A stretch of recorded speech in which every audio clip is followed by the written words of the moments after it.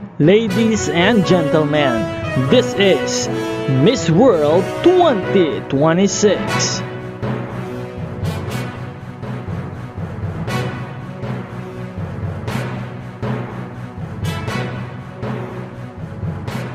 Magandang araw Pilipinas and good day pageant lovers! Breaking news! Tayo ngayon mula sa Miss World 2026 Finals Night Talent Competition. Opisyal nang inanunsyo ang top 3 best talent results at ang isang malaking congratulations ay para sa England na siyang winner ngayong taon. First runner-up si Miss Guadalupe. At syempre pinagmamalaki natin ang ating second runner-up for Best in Talent, Miss Philippines Asia Rose Simpson.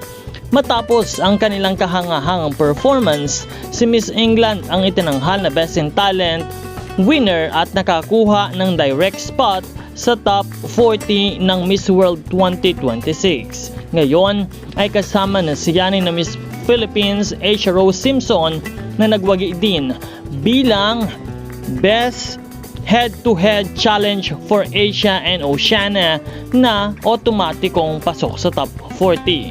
Samantala, congratulations din kay Miss Guadalupe para sa first runner-up finish. At syempre, isang proud moment para sa Pilipinas dahil nakapasok tayo sa top 3 courtesy of our very own Asia Rose Simpson. Talagang umiinit na ang kompetisyon habang papalapit tayo sa Grand Coronation Night. Sino kaya ang susunod na magbibigay ng malaking sorpresa at makakakuha ng advantage papunta sa top 40?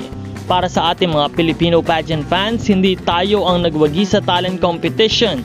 Top 3 finish pa rin ito para sa Pilipinas. Congratulations England! Congratulations Guadalupe! And most especially, congratulations Philippines. Abangan natin ang iba pang updates o results at developments sa Miss World 2026 dito lang sa ating channel. Don't forget to like and subscribe. Marami pong salamat.